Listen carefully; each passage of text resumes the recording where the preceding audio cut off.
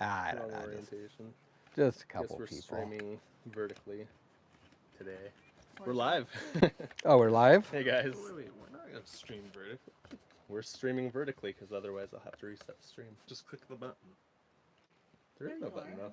No, Hey guys. Oh man.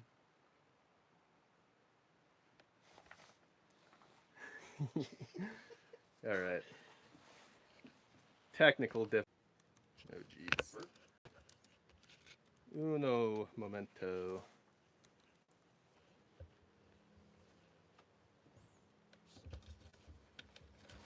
Oh, where's our mod?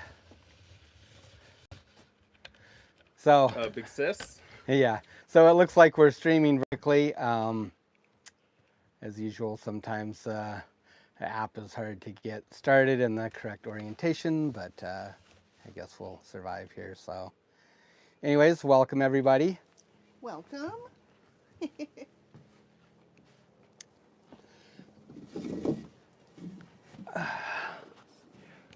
Can you hear us, folks? That's really annoying that it wouldn't let me change orientation. You'd have to like stop it I and guess, restart but it. it like wouldn't even let me switch it like when I turned it the other way too. It's okay. Right now it's just you and Mom in frame. Oh, there's our moderator. We got our cable guy in here. Oh yes, thank you, cable guy. Appreciate that. Yeah. Thank you. Yeah, just I think just out of common courtesy for everybody, if we can just keep the politics out of this, as most people know. It's a fishing channel, and I guess it's just a channel about our goofy adventures in life in Alaska, and most people aren't really interested in about a big political debate, and that's us included. So I guess we did kind of touch on politics lightly the other day, but you know, I kind of intended it not to be a real political deal, just really more focused about people that are affected by the inability to get their certificate of documentation renewed on their fishing vessels. And for those of you that followed along with that, after digging in a little bit more, this actually doesn't only include fishing vessels. It actually includes any commercial vessel in the United States. So if you're over 5 net tons, that's just a measurement of your vessel. I don't know exactly how they do it. It's kind of weird. It's confusing. I'm not going to get into that, but generally speaking, if a vessel is under 5 net tons, they can be state registered. Otherwise, they have to have a certificate of documentation issued by the United States Coast Guard. So this includes your coast-wide vessels, your inland water vessels, so your freighters, your barges, your tugs, your harbor tugs, your ferries. All of these are documented vessels. And the documentation doesn't just expire like at any time during the year. It's basically when your vessel was documented or your documentation was reissued, like in the case of a sale or something like that. That's when it expires, and it's renewed on an annual basis. So you know, there was a couple of comments that said I didn't plan well, blah blah blah. I had months to renew. Well, you know what? That's absolutely correct. You know, I'm not going to deny that. Our documentation actually expired back in February. We've been laser focused on getting our big vessel up and running and fishing, and we hadn't fished our small boat, the Fishtail, since December 7th of last year when halibut closed. That was the last day halibut was open, and that's the last day we fished. So somewhere in between rigging up our boat for crab fishing and going crab fishing and rigging it to jig cod and rockfish and participating in those fisheries, and then halibut fishing, Whirlwind of activity. and then gearing up for unrelated to salmon the other boat. and going salmon fishing, and then doing some more halibut fishing after. Yeah, it fell through the cracks. Am I mad at myself? Absolutely. It's such a stupid thing. But, you know, I mean, I can look back and regret it all I want, but that does nothing to fix the situation that we're in now.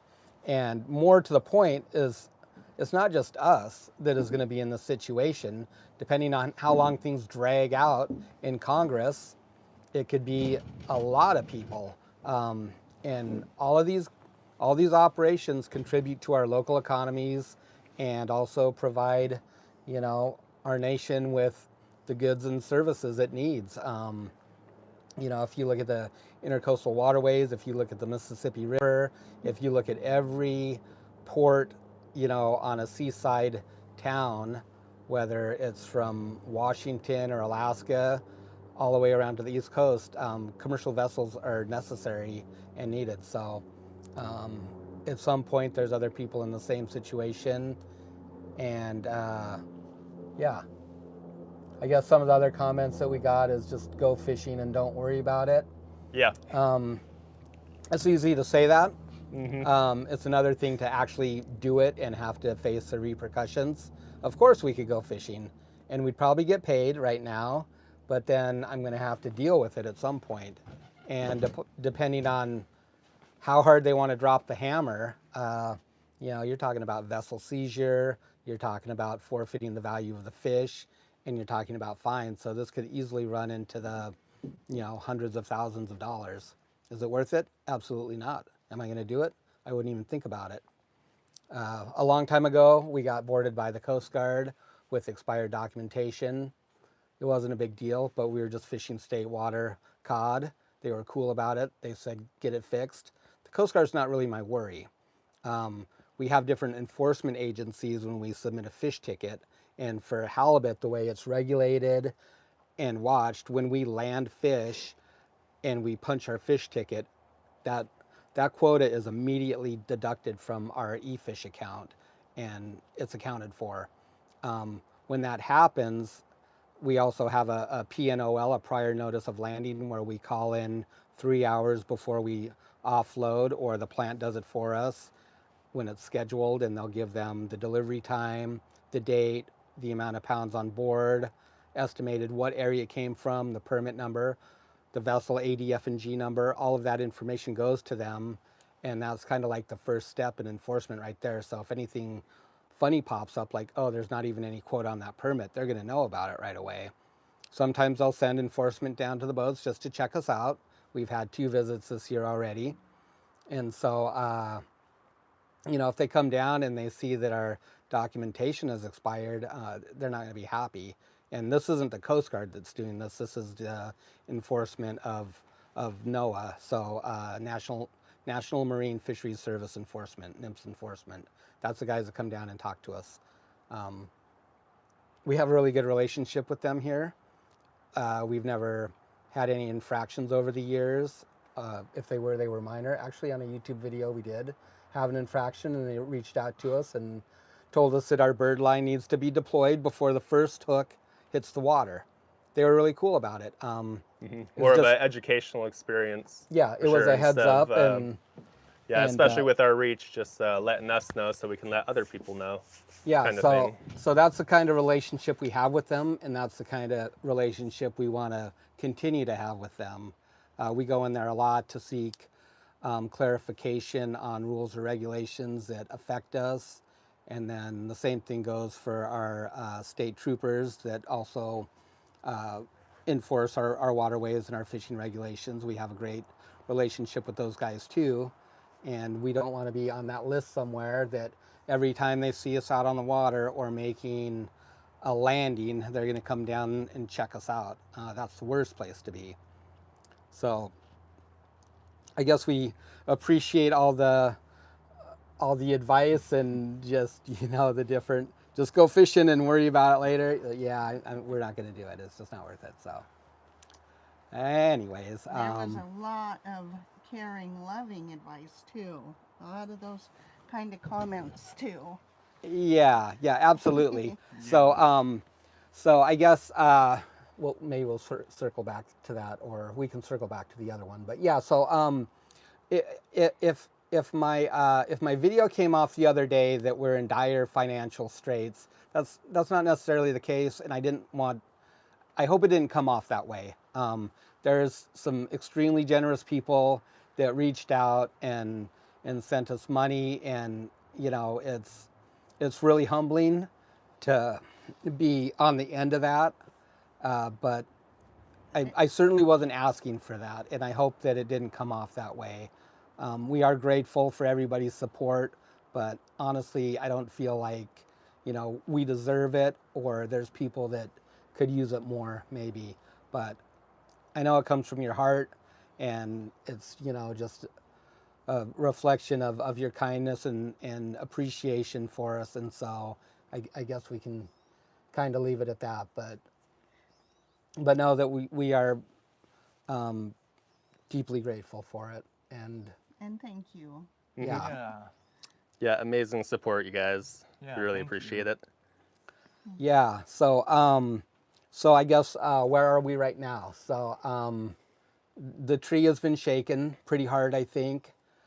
We reached out to all our local, state, and national reps, representatives, senators, and we've been shaking the tree. There's a lot of people that know what's going on now, and I think they're realizing the magnitude of the problem. And so last I heard that there was talks being scheduled with the Coast Guard, and I think at some point it can just basically be considered essential infrastructure, because really that's what it is, essential services.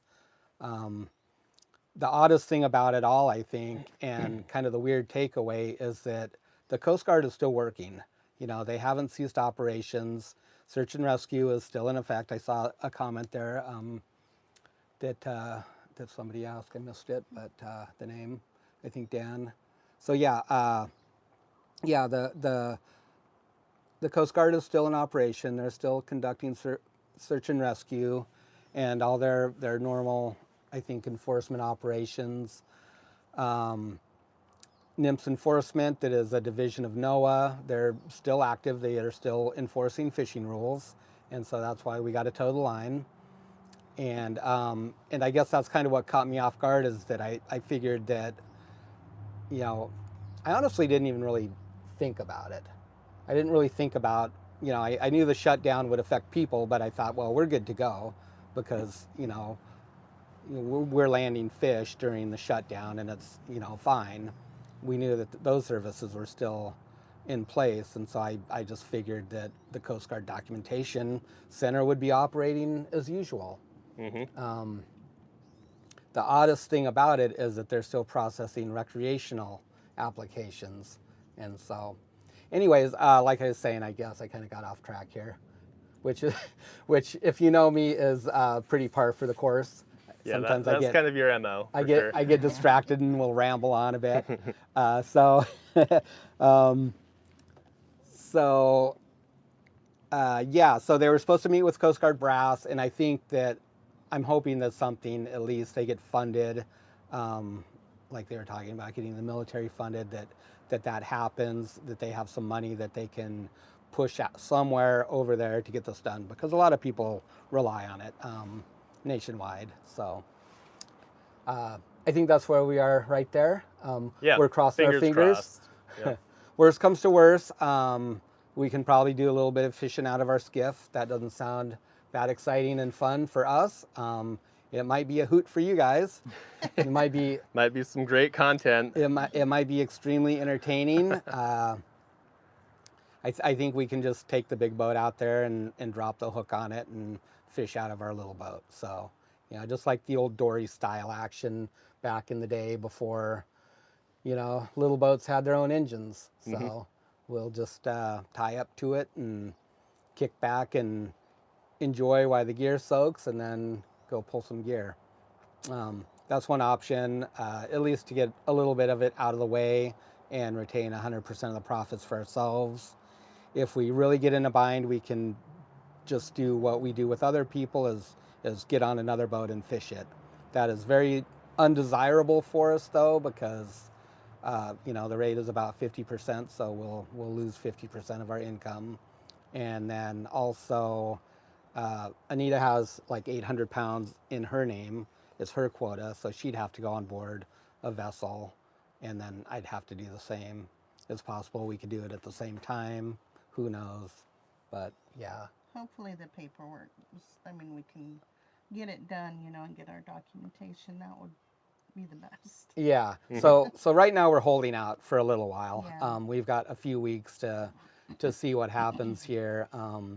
See if they can get that department funded. See if they start processing everything. The turnaround is really quick for it, whether it's a reinstatement or a renewal. Generally, it's like 3 days after you submit the application. Our application's in. It's been accepted. The money's been withdrawn from our account. So. If they get fired back up, I don't expect it to take very long to get our piece of paper in hand, and then we'll be good to go. Otherwise, I guess at some point we'll just have to start looking for a boat to go out on, and that's going to be not so much fun anymore. So, because you know, one of the big things is we can't bring you guys along. I'm not going to ask them if we can film because that would be kind of awkward, I guess.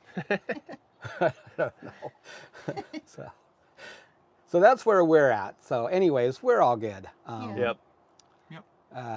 Looks like a ton of comments here. Yeah, we got 90 people tuned in right now. Yeah. 94. Nice. Welcome in, everyone that we didn't greet yet. Howdy, howdy. So our fishing has been pretty good this year. We've stayed very busy. I still feel like we've pretty much geared up for everything this year except for halibut. So we've spent a fair time getting things fabricated and working, right? Unfortunately, salmon, we really came in on the tail end of that. Had a few issues that had to be dealt with before we could fish. After we went out and did some test sets, excuse me, and we had to deal with some stuff. So They'll see you in a couple videos. yeah, it was really winding down. I don't think that it's very exciting, the footage. It's, you know, we were hoping to have gobs of fish pouring over the rails, but it's not. But No. if you guys want to come join us and watch the videos, I'm sure. Still family fun. Yeah. Sadly, no giant bag of silvers rolling on. But we Yeah, did catch some no nice big bag of silvers. pinks. We did catch some nice ones. Yeah, and we were able to get them out to some of our customers, and I think that they're excited about that. They'll start shipping out here very soon.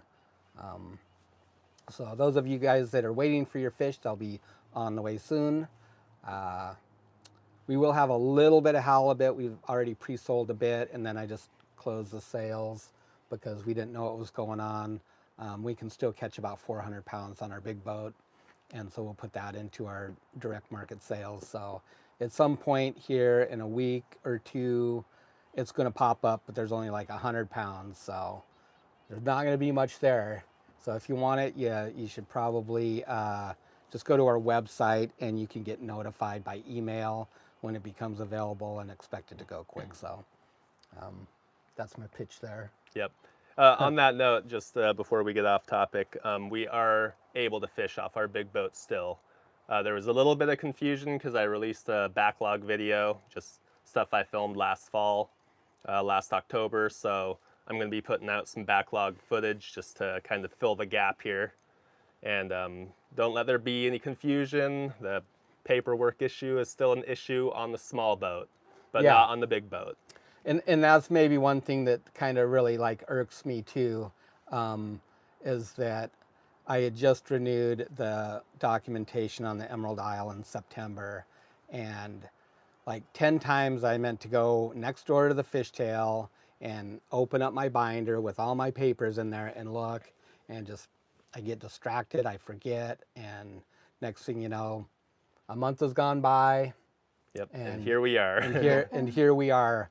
Because if I would have caught it then, I would have done it the same day, and so it's actually like kind of annoyed. I'm a little bit miffed with myself. I'm not gonna lie, but you know, we got a lot of irons in the fire, and sometimes it's easy just to lose track of things. Try and do our best to stay on top of it, but it does happen. Yeah, we'll get ourselves a good calendar set up. Well, so it I've been doesn't happen working again. on filling it. There's just a lot of stuff to put in there, and some things that I haven't yet. And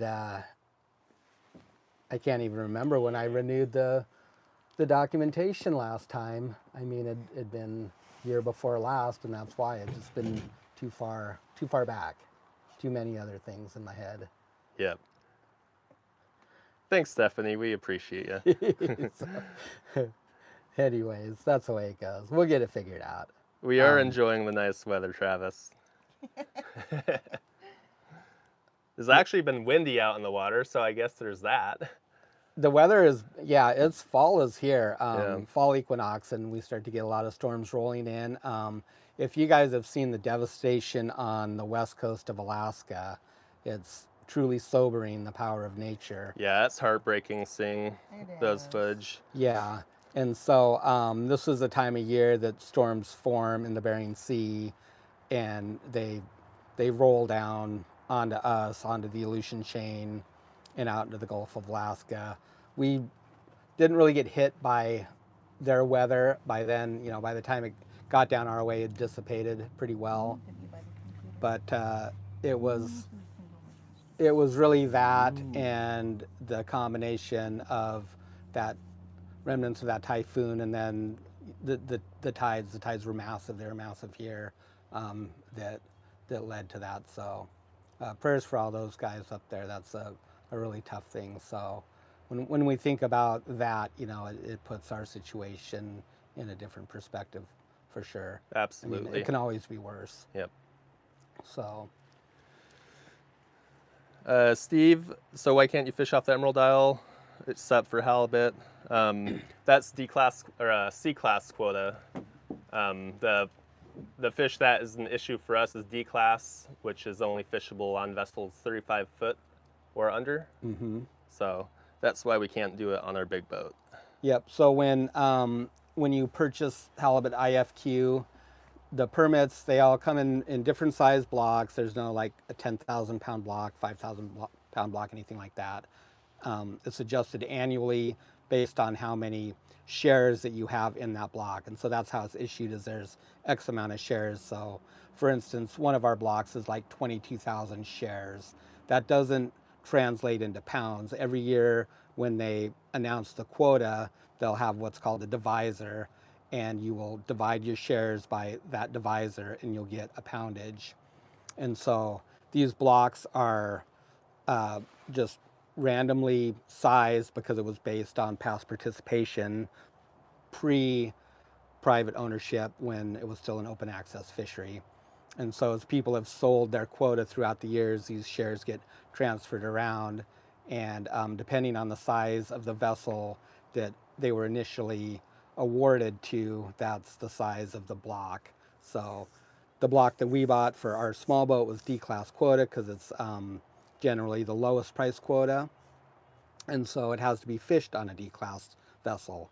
It doesn't matter what D-class vessel, as long as it's licensed. And so either with the state registration or Coast Guard documentation. And so the permit is bound to the individual. So in my case, I have my quota, Anita has her quota, and then there's also some lease quota, some medical transfer that is in my name that I have to fish this fall also. And so yeah, those blocks of halibut IFQ go by vessel size. So there's D class, like the fishtail that's 35 foot or under, and then there's C class, which would be like the Emerald Isle, which is 36 to 60, I think the break is, and then B class quota, and then some A class quota, which is freezer boats. And there's just a handful of those. I don't even know how many of those are active anymore. So that's kind of how the quota system works as far as the permits and the breakdown on them, I guess. And that's why we can't just jump on the big boat and do it. Thanks, Steve. Yeah. Yep.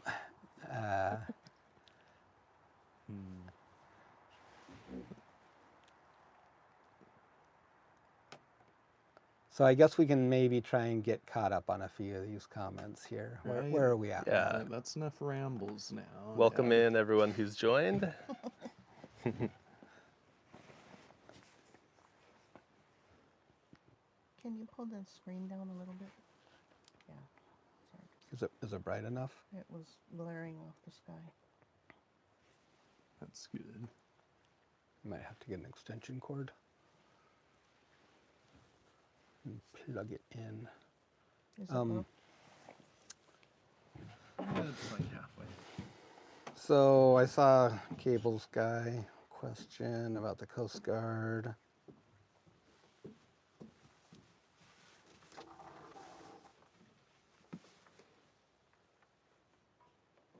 There's a question from Rob again. So when are you going to start processing on the Emerald Isle? Sometime next year, hopefully sooner than later. Our freezer is in our garage right now, and so it's just a matter of getting the rest of the boat set up for that. I guess we need to get on the grid and put in some through holes. Yep, some through holes.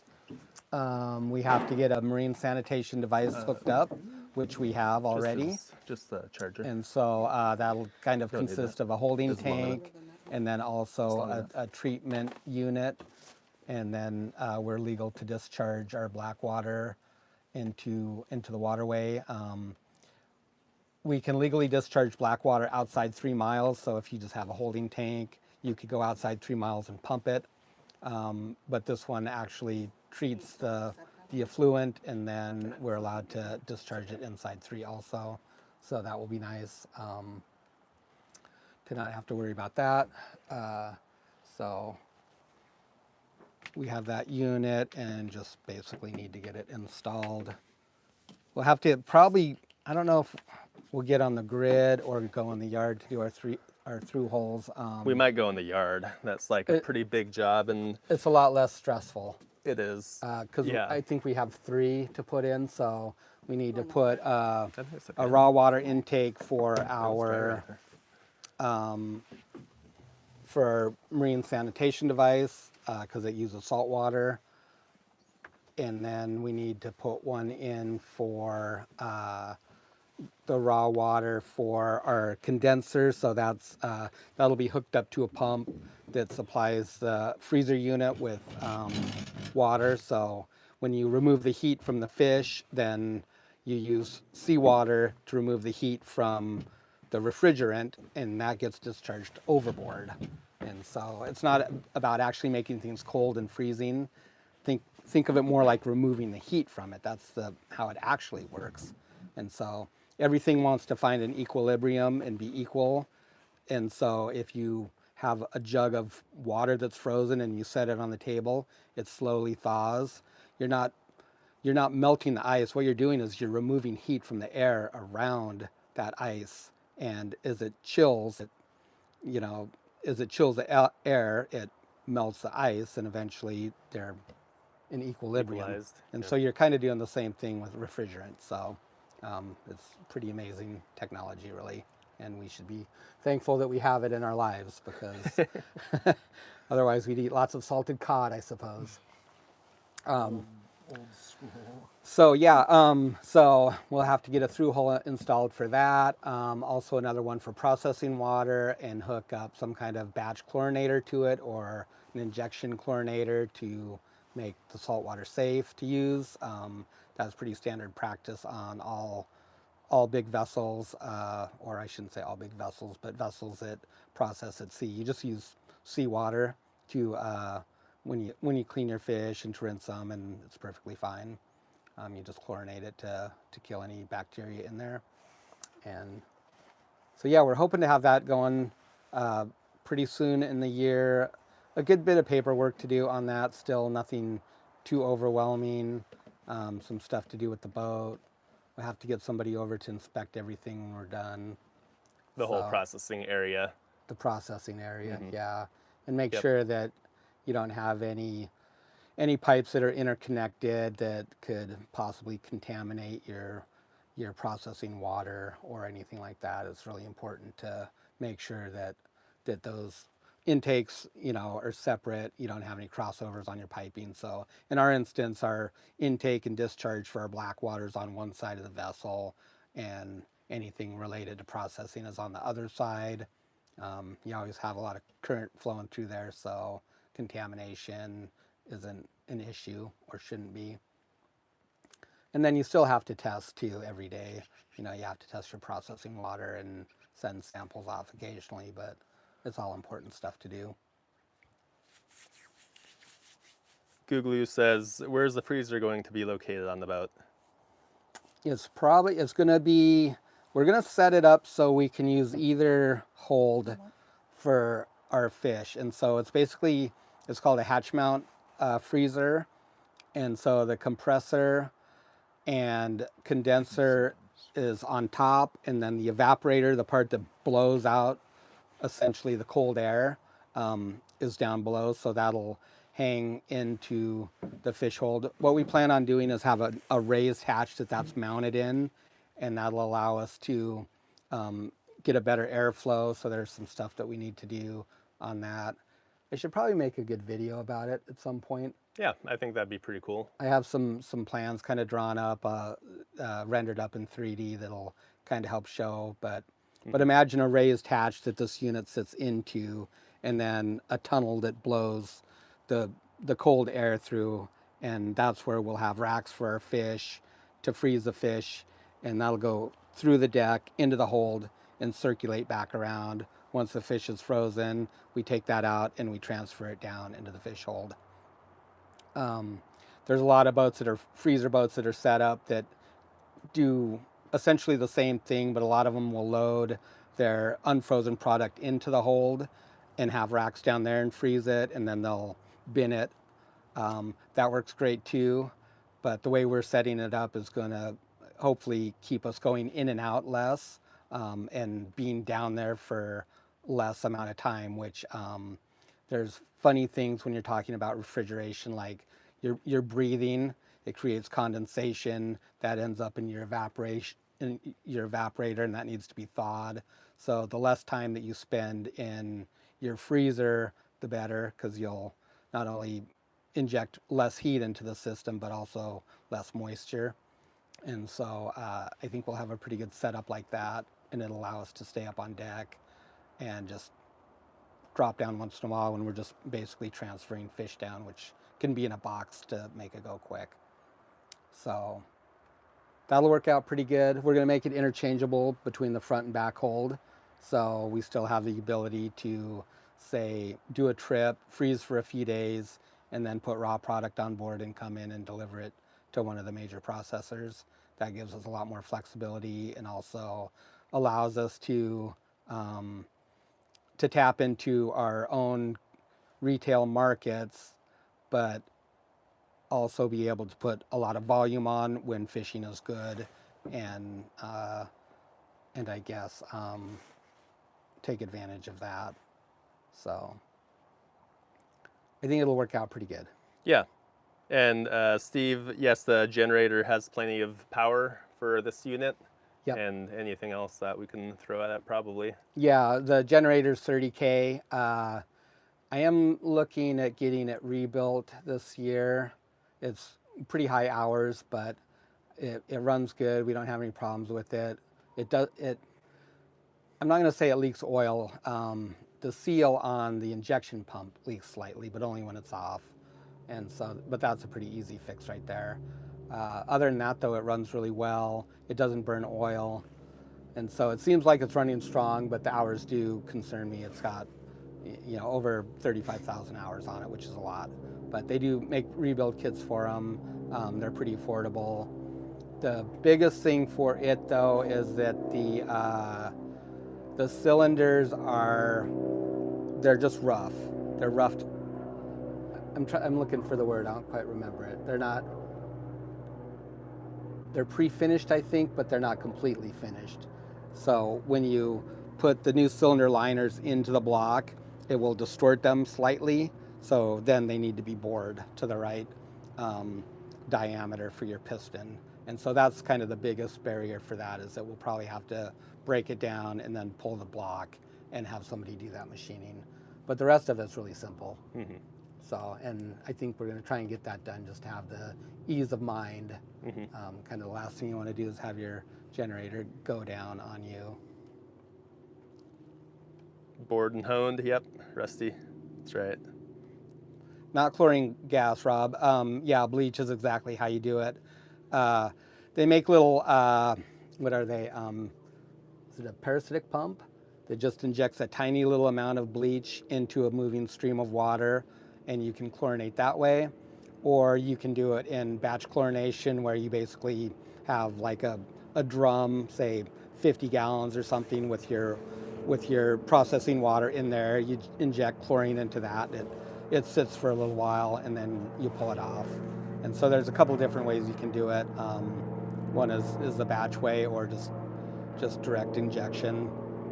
And you're just pulling off a jug of bleach, basically. Of course. There's a plane. Yep.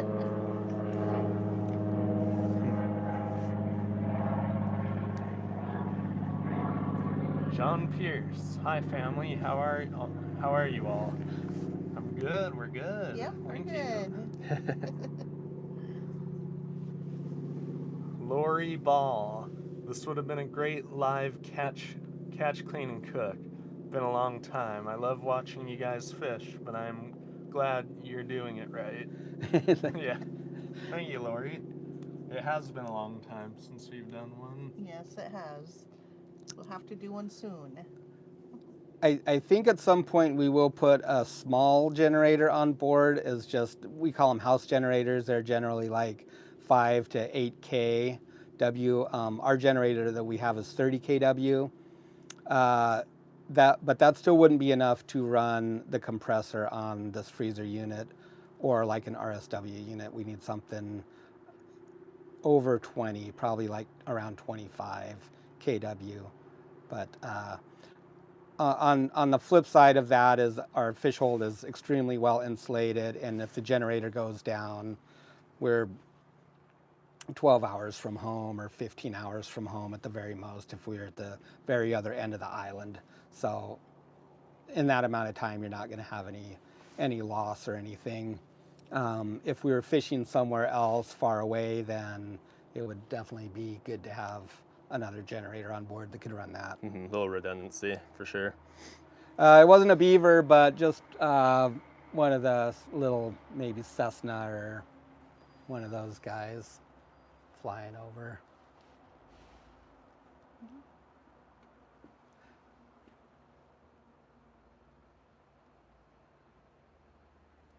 Lars says, might sound a bit weird, but I'd really like to see more of the cooking you guys do on board. I find it hard to keep some variety myself, so it's inspiring to see what others make at sea. That's not weird. People like to see that. I do. Yeah. Right? I want to show more of inside, stuff we do, as a family, and not just fishing. I think it's neat to show things that you don't see, like, the engine room when we're cruising, or, just other stuff. Yeah, a lot of it's just so mundane to us that you kind of just like kind of forget that other people don't really see it. So I'll definitely make an effort to film some of the other things. Yeah. Yeah, thanks for subbing, Longbeard. And it is 2:44 right now, p.m. Hey, Longbeard. I hope Glacier Shark caught some salmon today. I had to get off, and so I don't know if he even landed any when I was watching. He just put out the gear. So I was just talking about Glacier Shark. He's a guy down out of Yakutat that trolls salmon, and he has a YouTube channel and live streams too, so might be something that you're interested in or enjoys. It looks like a lot of fun. I wish we could troll here for salmon, but there's no troll fishery in Kodiak. Maybe one day we'll go down that way and do it. We still have our poles for trolling, at least Part of them. Part of them. The part that we top. cut off, we kept, so we could always put them back on. And we still have the girdies, which is what you use to haul your cable in and out. So we still have that stuff. So I guess we could do it one day. Just have to buy a permit. Mm-hmm. It looks fun. It does look fun. I think I'd really enjoy it. Straw Carpenter. Hi, folks. Just got back from my COVID jab. Yeah. Oh.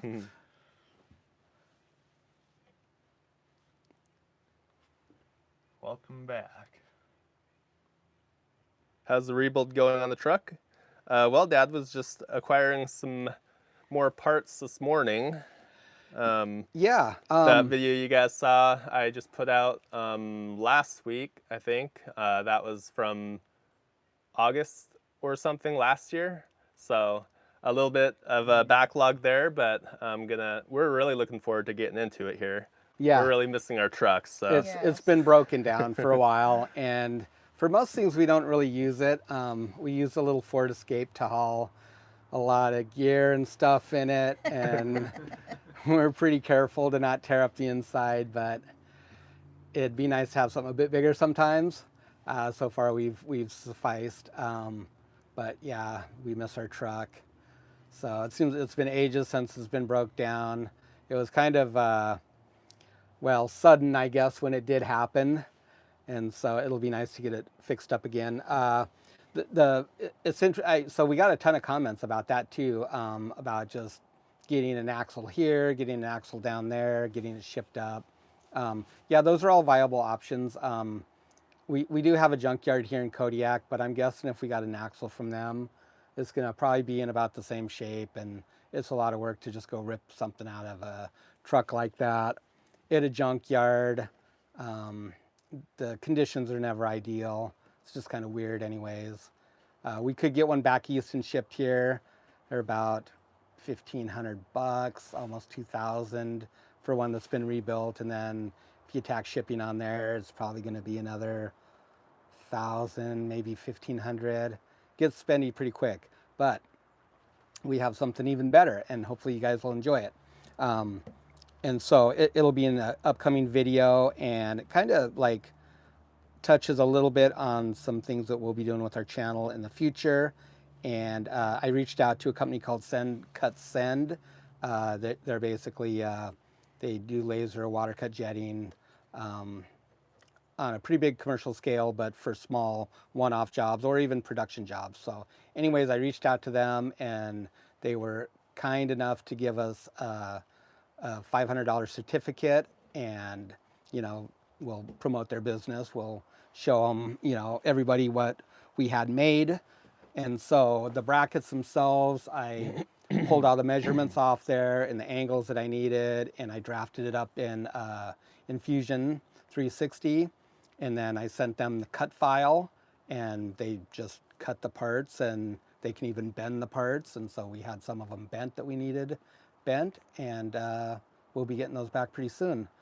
And so now all we got to do is just go in and carefully measure all the existing brackets on there, cut them off, weld on new ones, and paint it, and that axle will be like new. Oddly enough, on that truck, the rest of the undercarriage, the frame, everything else is in great shape. And, you know, when I say great shape, I mean like no scale, like light rust, great shape. So it's just really, really weird. You know, that's a Dana 44, and for some reason, the brackets on that just roached out, and everything else around it is okay. So I don't know how to explain that. I guess just sometimes maybe it's the luck of the draw. I have poked my head under other Dodge Rams in this town, and theirs look in pretty good shape, and then some in not so good shape. So it's kind of an odd one there. You know, mixed random bag. Usually it's the frame that gets completely hammered too, and it's not. So, so yeah, the truck is going to come back to life. You know, it'd be great just to go get a new one or another beater, but then I'm just inheriting somebody else's problems, and I'll have to deal with it. The truck runs great other than that, and I think at some point we'll probably put a flatbed on it, so that'll be a fun project too.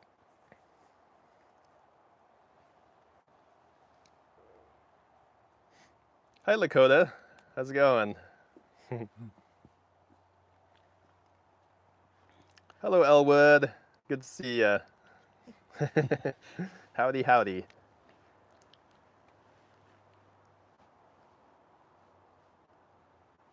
Yeah, it's all I can just equate it to is that they got a bad batch of metal, John, and it's just kind of an odd thing, I guess. Yeah. Oh, 67 Rebel asks, is the profit margin better to process your catch before you turn in your quota to justify all the work? So I'm not quite sure if I understand what you're asking there. Maybe just follow up a little bit. So if you're asking if the profit margin is better to process our catch and direct market it as opposed to selling it to the local processors, yes, it is. Kodiak and Alaska, for that matter, we're volume-based fisheries. I don't want to say the quality is low, but the quality is definitely not as good coming from a plant as it is from a direct marketer, just because the difference in how we handle our fish and how quickly it's processed, and then also what happens to it after that. Yeah, between the cannery and the supermarket, for example. Yeah, and even just in between, halibut, it's no stretch to have it in storage for over a year or a year and a half or even 2 years, and that's true with some other species too. And so sometimes it takes a long time for it to work through the supply chain, and you never know exactly how it's handled in between, the time you harvest it and the time somebody buys it. So the profit margin is definitely better for us in that regard because it's a volume fishery here. The price paid is low. So this last cod season, the spring, we got 35 cents a pound delivering it to the plants. And that's down from the 40 cents to 50 cents that we've seen in the past. Even when we bought our little boat, the Fishtail, 25 years ago, we got 40 cents a pound back then.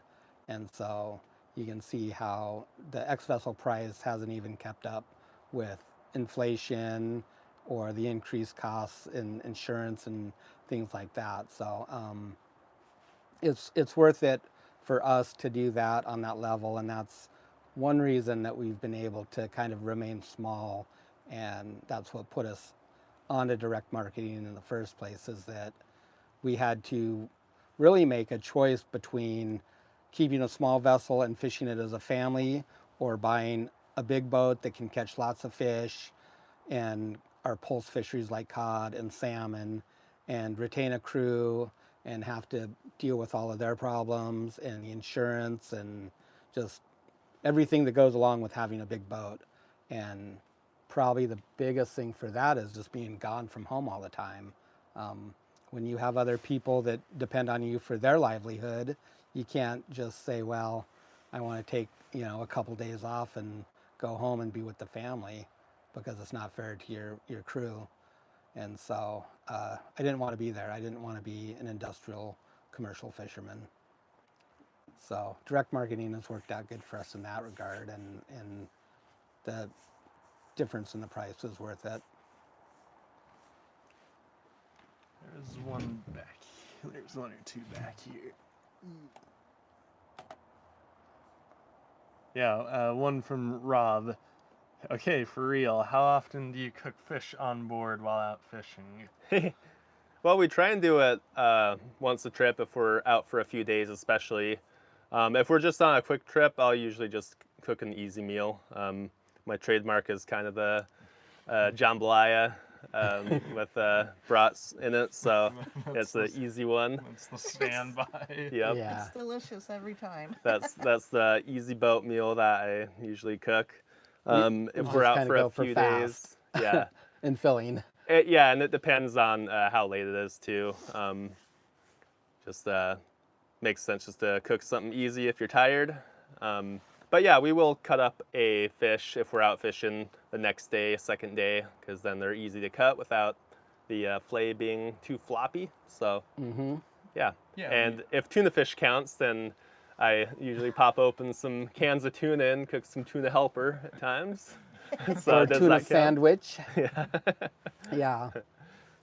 And we almost always keep a fresh cod or a rockfish, and bring it home for dinner. We eat a lot of fish at home. Yeah. It's good for you. Yeah. Yeah, on one of our recent trips, we had a yellow eye that we ate. Yeah, Yep, It that was was good. good. Yeah, Matt cooked it up with some pilaf rice. It was good.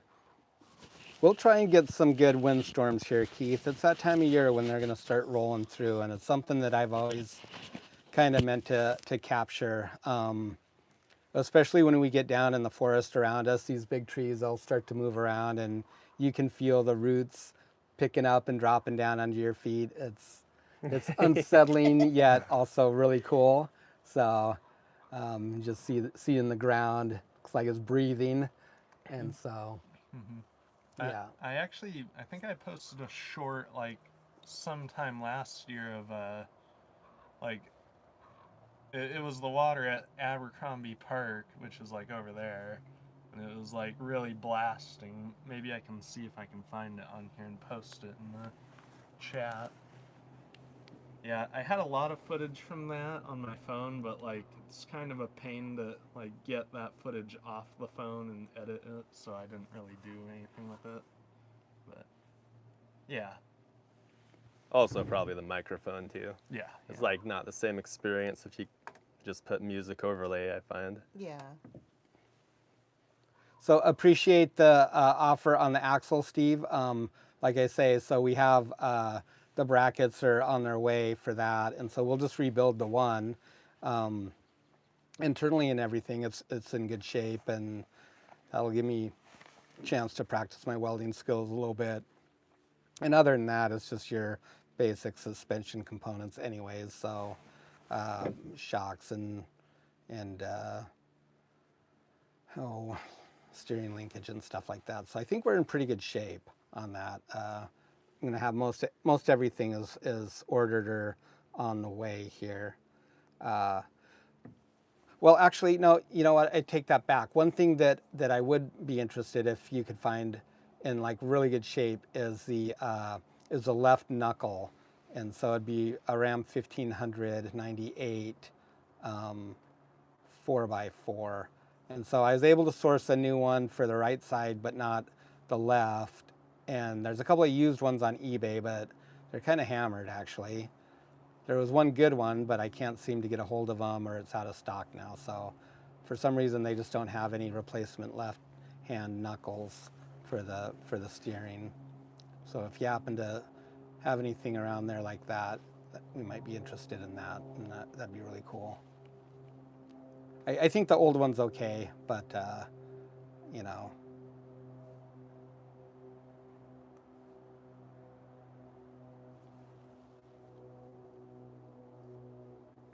So we never eat halibut out on the water just because the regulations. I mean, guys do all the time, but we just don't bother with it. We do eat a lot of cod and rockfish though. Yellow eye, those are always good. yeah. Sorry to interrupt. That should be the short of like that blasting weather. Oh, yeah. The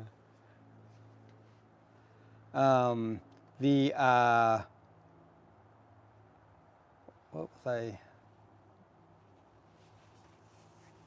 Uh-oh, I lost your train of thought. Did. Sorry about that.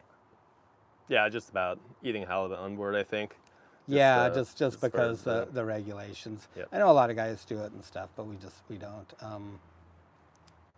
It's just easier to not worry about enforcement. I'm not gonna lie, those guys have been sneaking up on us. At least the state troopers have. They have little RIBs, and so they'll have their big boat going around, like the what's the name of it, the Stinson, and they'll just be like cruising around, but then they'll send out their little rigid hull inflatable, and those guys will go cruise all the bays and stuff and be ahead or behind of the big boat. So you don't really realize they're out there, and next thing you know, you look out the window and they're right next to you, and it's like, beckoning you.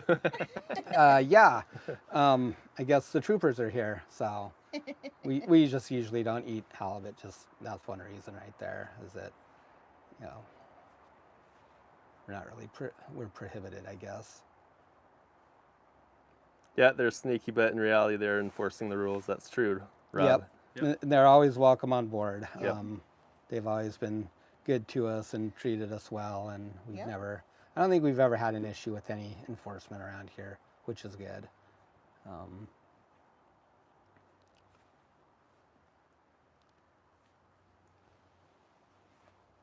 Did you see Mickey D's question?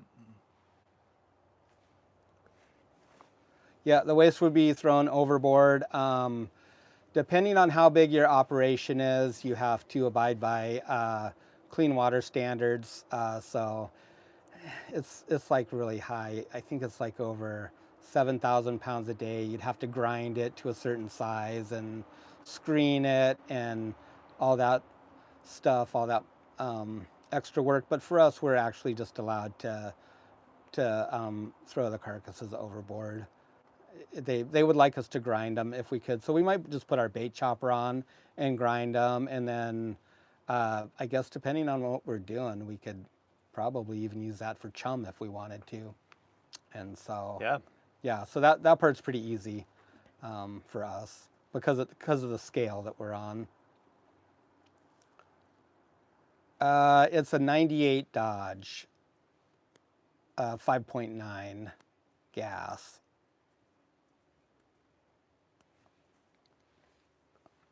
So crabbing, I don't think we're going to have a tanner fishery this year. So our crab fishery here is kind of a pulse fishery. That means we have it for 3 or 4 years, and then we won't have it for maybe 2, maybe 3, maybe 5. And so the crabbing that we did this spring, well, I guess this winter in January, that was on the very back end of the last cohort, which was the biggest one they've ever seen.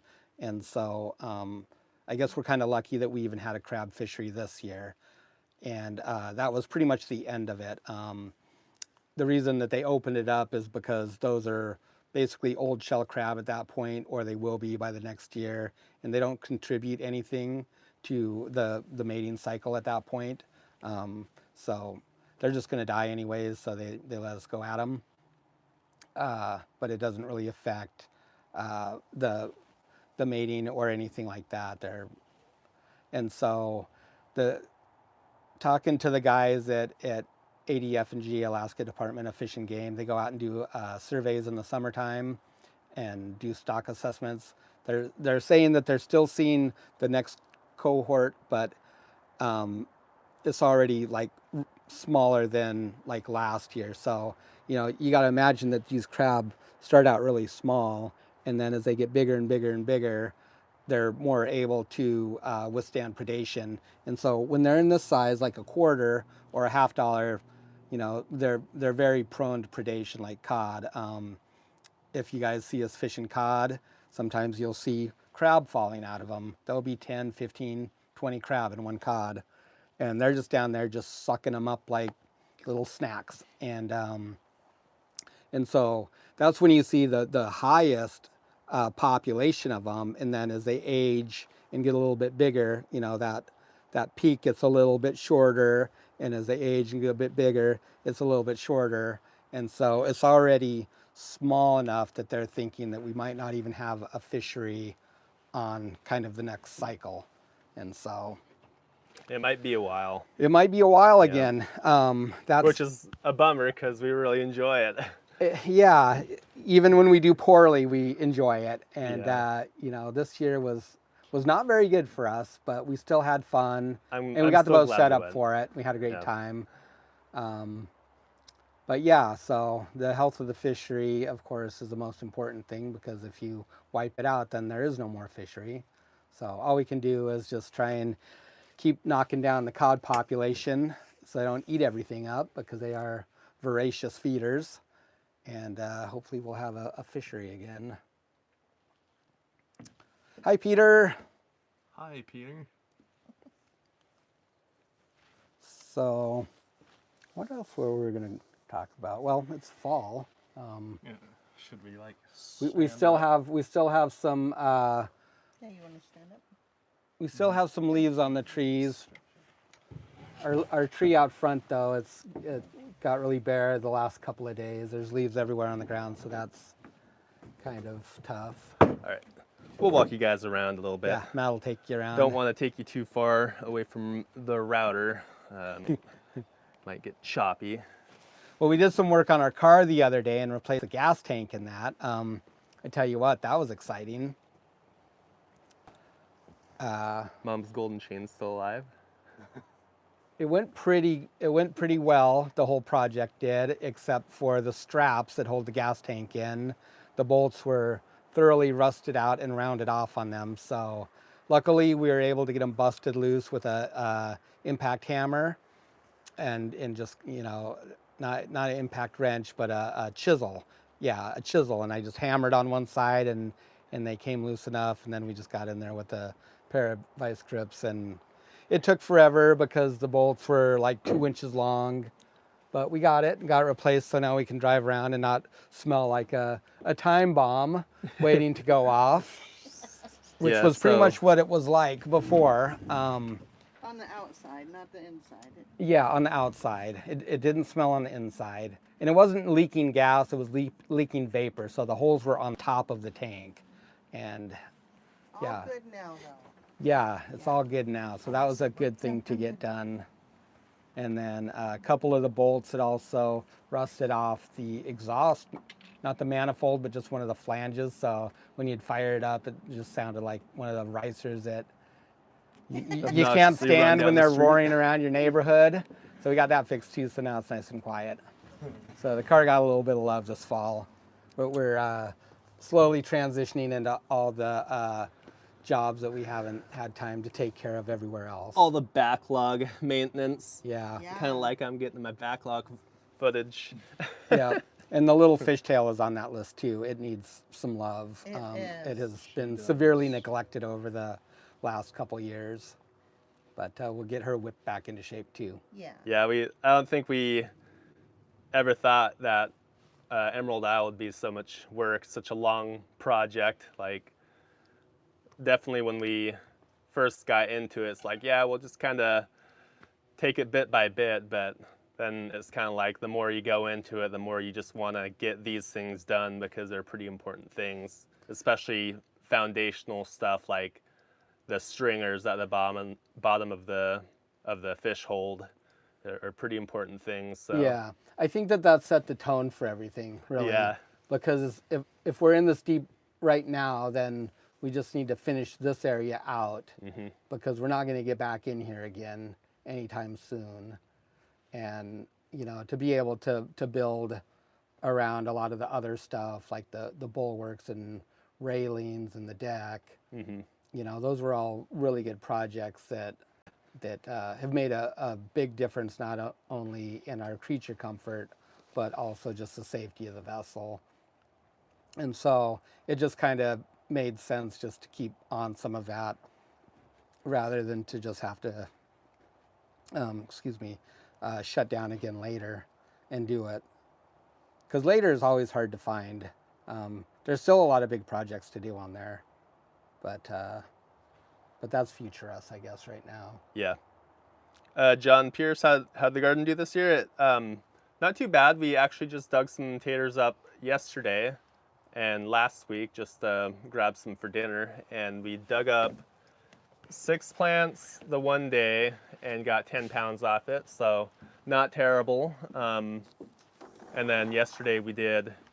Microphone's on you, Dad. Yeah, the mic's on you.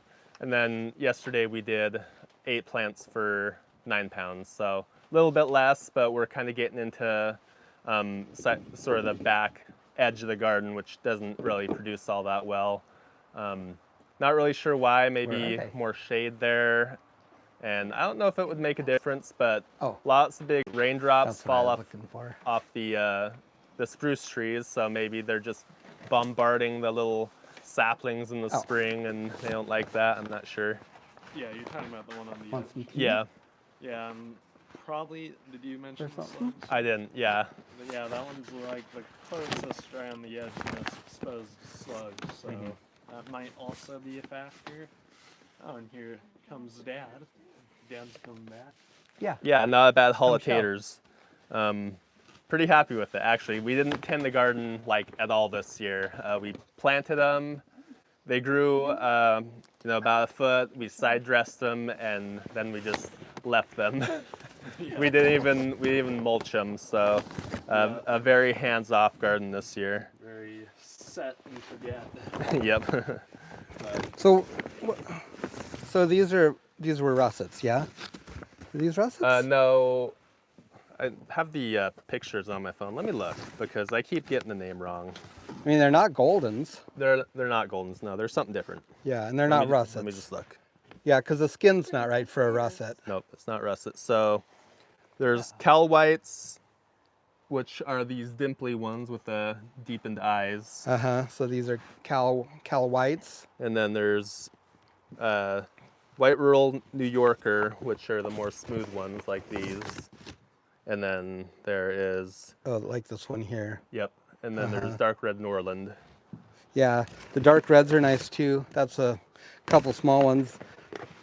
The first one's Matt dug up. There's one that was like size of my hand. Big as my hand. Yeah. Oh, Was that the one we took a picture of? it is, yeah. Yeah, it's on our Instagram and Yep. Facebook page. If you guys don't follow us on there, you should. At EIS Alaska. Plug it. Oh, yeah. Nice subtle plug. Big fish. Any good gold near yet? Oh, I No wish. gold here. I wish. That looks so much fun. There's prospecting like and trace panning and gold stuff. in Kodiak, and there was a mining operation on the south end of the island. I think it's just primarily in the black sand down there, coming out of maybe some glacial till or something down that way. But we don't have the same conditions that like produces gold, unfortunately, like up north and especially like in the Yukon. I wish, because it looks so much fun. Dad really is into his gold channels on YouTube. Is it envy? Well, I don't know if it's envy, But yeah, but it looks fun. It would be it's fun. interesting. Yeah. Yeah. There, there's just so many cool different ways to do it. The guys that are just like out sniping gold in streams or using metal detectors to Yeah. find gold.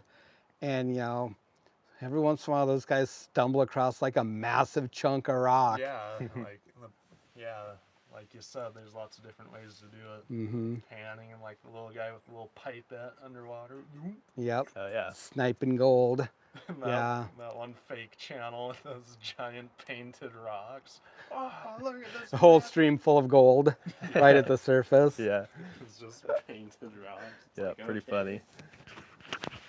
John, you just dug up the best gold you know? That's a Yeah, good point. that's I agree. Thank you. But yeah, next season we'd like to try and get a greenhouse. We planted seeds and grew little saplings for tomatoes and peppers and such, but it's just really hard to handle them here without a greenhouse, just because the weather's either really dreary, wet, and rainy, and kind of cold, or not. Yeah. So we'd like to get a greenhouse and maybe get into those kind of plants too. Yeah. Onions and carrots as well. We haven't tried hard on them, but we have planted some and just haven't had any luck yet. Yeah, like we like carrots, like we've been like never really had any. Like Yeah, we I had, think like, I think we had like one year where they like actually grew a bit, but they like were kind of mostly bolted. yeah, they were kind of sad. Yeah, like one of these years we're gonna put in the proper research and effort for. Oh yeah. Yeah. Now that the boat's done, especially. Yeah. Get caught up. Hi, TD Carlo. Yeah. Hope you're doing well. Thank you. You too.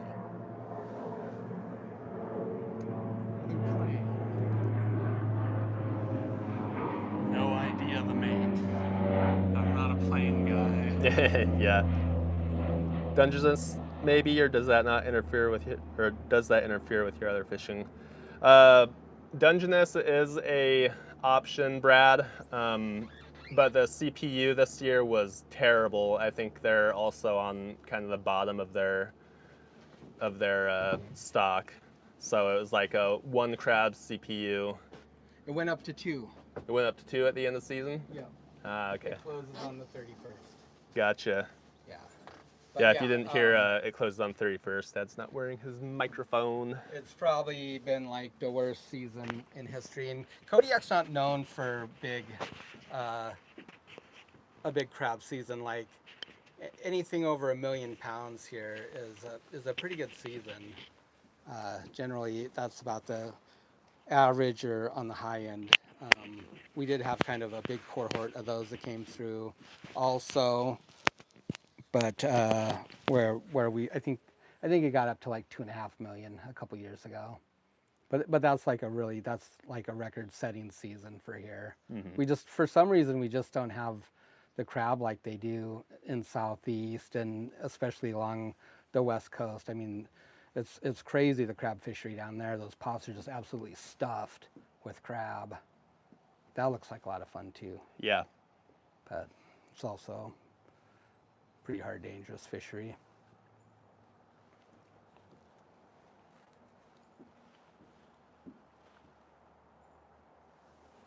So, yeah. Do we need to talk about our channel? Yeah, hopefully if you guys have made it this far, for folks that are just watching this later, we did want to talk to you a little bit about our channel and what's going to happen with it, like kind of going forward, and some changes that we're looking at doing. Nothing major. We do plan on doing more live streaming probably, especially when we get to the point where we're processing our own catch. But some things that we did want to talk to you a little bit about and just let you know is that we'll probably start taking on some sponsors. They're a pretty important part of any YouTube channel to help bring in revenue. So we do make money off of our YouTube channel, but it's not very much. And so the amount of time that we put into editing the videos, especially Anita, it's essentially a full-time job for her. Collecting content, you know, setting up the cameras, filming on the boat, wherever, the equipment costs, things like that, you know, it just helps offset that and you know, make it worth it, you know, and just provide a source of revenue for us. So that's one thing that we're looking at doing, is taking on some sponsors. So I'm sure that you've seen them on all the other channels that you watch, you know, companies like Factor or Surf Shark, Incogni. So you may see some commercials popping up like that, products that we're endorsing. We're going to try and limit it to products that we actually use ourselves, or that, you know, they provide us with and we can test and basically vet, because I don't want to like pitch something that is junk or garbage. So you won't see us like, you know, reviewing stupid little kitchen gadgets like, say, Crazy Russian Hacker. That's not going to happen on our channel. But it'll be companies that, you know, we're using their products and it's stuff that we believe in and that we can honestly, you know, Use and give use good feedback on, and yeah, give our honest opinion about. right, yeah. And so in that way, you know, like if our viewers want to get them, you know, that they can at least, you know, hopefully have the faith in it that it's a good product. So so that's one thing that we're talking about doing and we'll be doing soon. And then another is just putting up a membership on our channel. So you guys might have seen channels that also have those too, where you can, you know, join as a member. It's not going to paywall our channel, so it's not going to be the type of thing that you have to pay to watch the videos. It's just simply a way for folks to, you know, have a monthly subscription to the channel. We're just going to have a couple of tiers. They'll be pretty small. Maybe we'll add some later on, but it's just a way to show support for us, and maybe for $1 or $2 a month, and then, you know, you can have a badge next to your name, and if you comment, we'll try and prioritize those comments. That's one thing that is getting harder for us to do on our channel, is to keep up with comments. So if folks really want to hear their voice heard, that will be a better way that we'll prioritize those comments. Yeah, a lot easier to notice you. So Yeah, and then maybe have early access to some videos, that type of stuff. I don't know if we'll do member only videos, live streams, maybe possibly. We'll just we'll figure that one out. But even if there's early access to a video, after a week or so, that video will be available for everybody to watch. So we're not our intention isn't to make it less inclusive or lock anybody out. It's just kind of the same thing that we have going on with Patreon right now, where we'll post videos early and folks can watch them ad free. And that brings us to Patreon and what to do with it. I think if you guys are already on Patreon and support us there, if you want to continue to stay there, you can. If you want to drop your membership and come over to the YouTube platform too, then that's, perfectly fine, however you guys want to do it. But we just want to throw that out. So those folks on Patreon know what's going on too. And yeah. We just want to thank everybody for all your love and support and gifts and just being here with us. It just means so much to us. Yeah. And yeah, it we're touched really our just hearts. It's amazing what you guys have, the outpouring of support. Yeah. yeah, and stuck with boring us for so long too. yeah. So hopefully folks don't get too upset about it. I know sometimes there's a little pushback on things like that, but like I say, it's not going to change our content. Well, hopefully, we can make better content. And more stuff. The equipment is expensive to buy, and you can't really maintain it to speak of. There's some consumables like batteries that you can replace, but when cameras get old, they get old, and they're pretty much just Yeah, it's a tough environment for sure. yeah, and so it just kind of helps us keep up on that stuff and make it a viable, I guess, source of income at some point. If like you have to have a return on it, I guess, on your efforts too. And so we just want to frame it in that way, and we're not asking for. If you want to support us, that's fine. If you don't, that's absolutely fine too. Yeah. Hopefully we don't lose too many subscribers. I'm sure there's a few people that get angry about that stuff. But like I say, it's not going to change anything. The same videos will still be available. So Yep. Just throwing that out to anybody that watches us later too, I guess. Yeah, and then didn't we want to ask for some input too on maybe some filming ideas or? Yeah. You guys? Well, that's another reason for doing that is that it'll give us the ability to kind of like get on more of a personal level with people and get some input in terms of what people would like to see, maybe what we can change, what we can do better, that type of stuff. And so we can kind of have a forum like that too. And so, that's kind of what we have in terms of our channel, I guess. Yep, that's kind of the channel update part of the title. So Yeah, so really not a whole lot of changes, Yep. just kind of some small changes, I guess. Yeah. And even those that just watch our videos and just hang out or comment, that's supporting us too. Yeah, So- absolutely. So, and we appreciate that because that's what actually has built this community. And it's just kind of time to transition into this. And especially because it seems like for smaller channels like us and other guys too, a lot of people are talking about it, is that, their channels aren't growing right now and they're not getting the views that they used to. And a lot of people are chalking it up to the algorithm and how it really does push bigger channels. I understand why, because it's a revenue-based platform. YouTube is, they make their money from advertisers, and so the more views a channel gets and the more people that subscribe to a channel, the more revenue it generates for YouTube. But for channels that are growing and trying to get bigger, or just have even a consistent viewer or sub base, it can be hard. And we've seen a drastic drop off on that in the last year. And so, I think it's just kind of the way that what we have to do, I guess, to help pay the bills and stay alive and keep our channel active. And it's, it does come back to you for liking all our videos and tuning in and just sticking with us, guys. We just love you. Nancy Drew sent a $2 super chat. Love the live fishing. Thanks. Aw, Well, thank you. Thank you.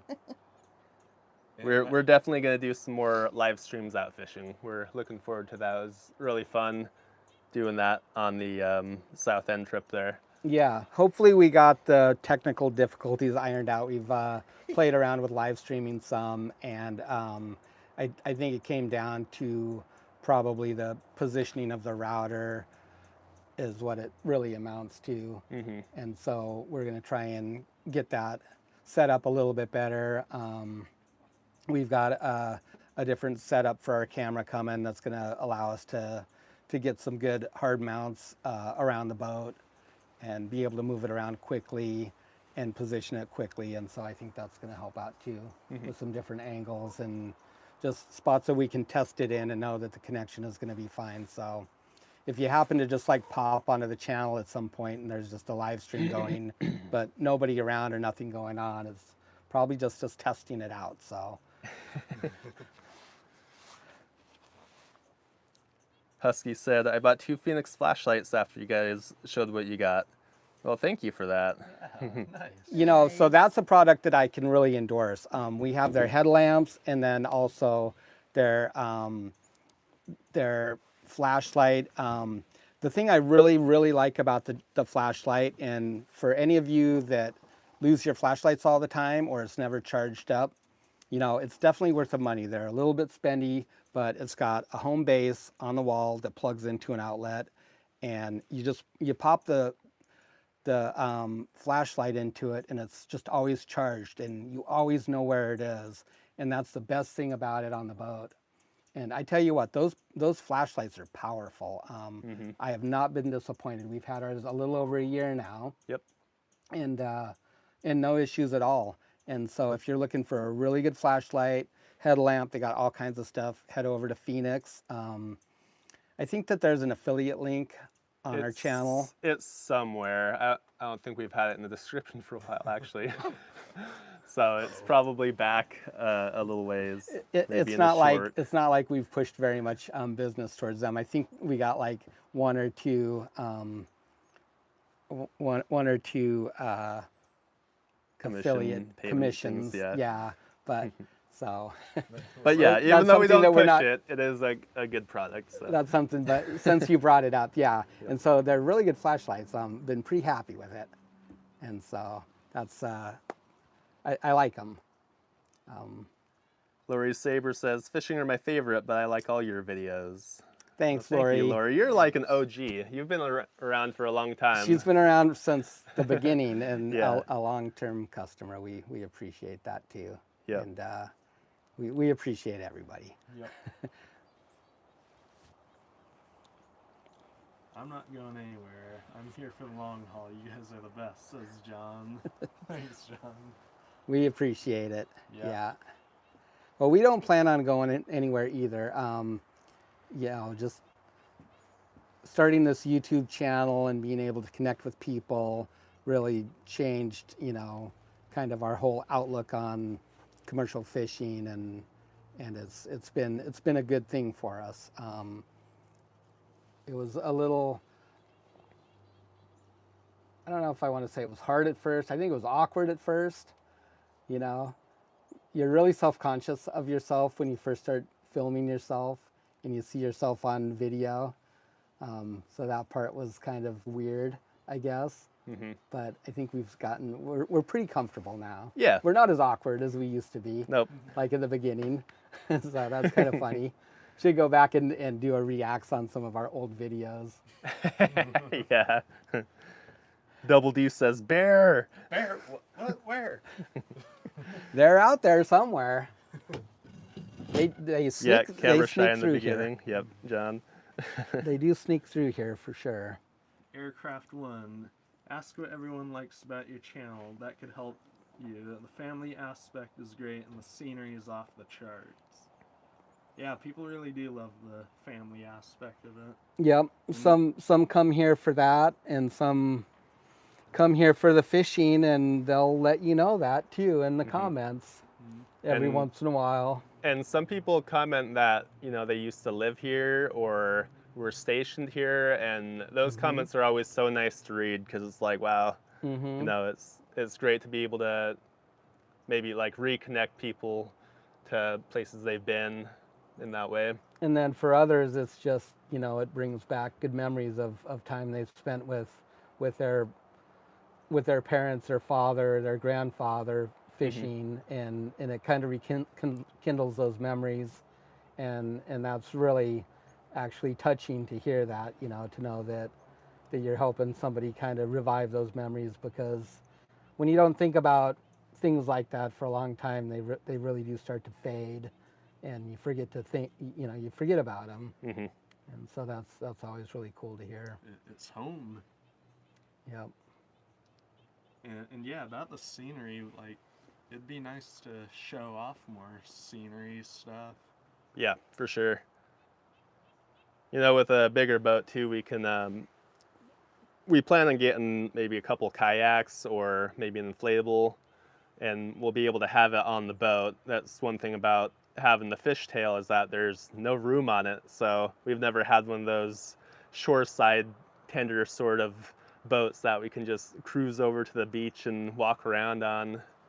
And so that's kind of one of the things that we'd like to get more into, is the exploration side of things like that. You can scoot it a bit more. But yeah, continue. Yeah, that was it. Yeah, get out and explore more. Half Sure. map. Interrupted the train of thought again. No, that was it.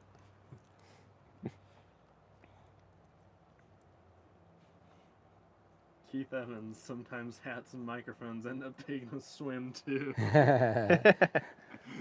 It's been known to happen. No, you guys are good at that. Not me. Yeah, the welcome back crew. Yep, true that, John.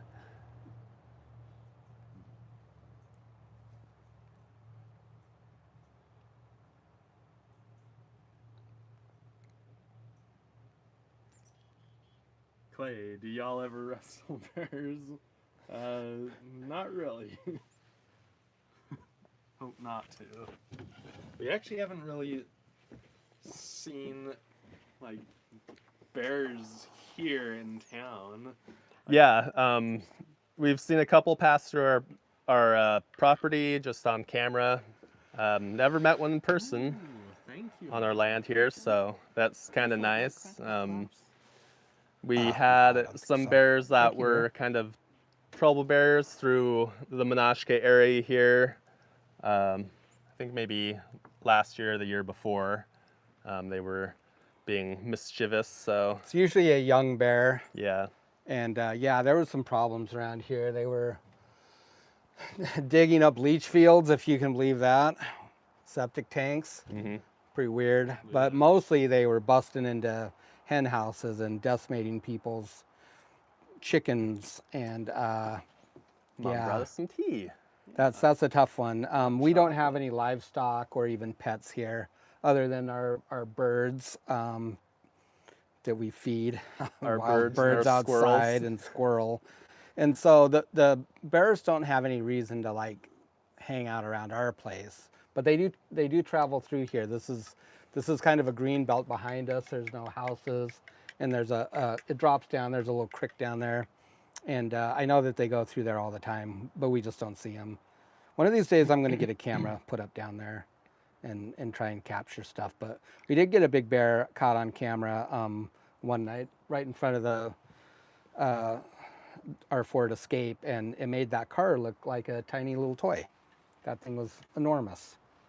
I think it's on our Instagram page. Yep, it's back a ways. Yep, it's towards the beginning of it. So Pluto if you wanna ABC, check what that am I out. doing with my phone? I am scrolling through your questions. He's zooming. Yep. Zoomer. Here's some more honey if you didn't. thanks, dear. I'll be right Good. out. I wanted coffee, so I'm waiting on coffee.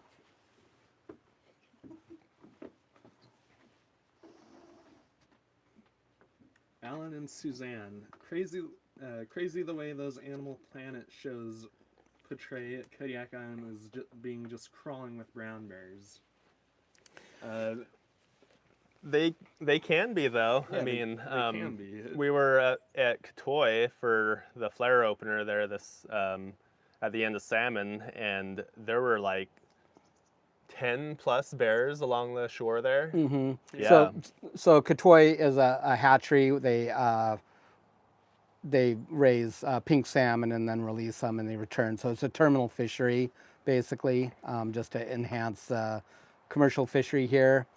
And so there's a lot of bears that hang out there, of course. And so there was 3 sows and their cubs, and then maybe at least 1 boar walking around. And those cubs were being quite mischievous because, so unfortunately there was 2 incidences in a small bay just right by Katoy Bay. It's McDonald Lagoon or McDonald Bay.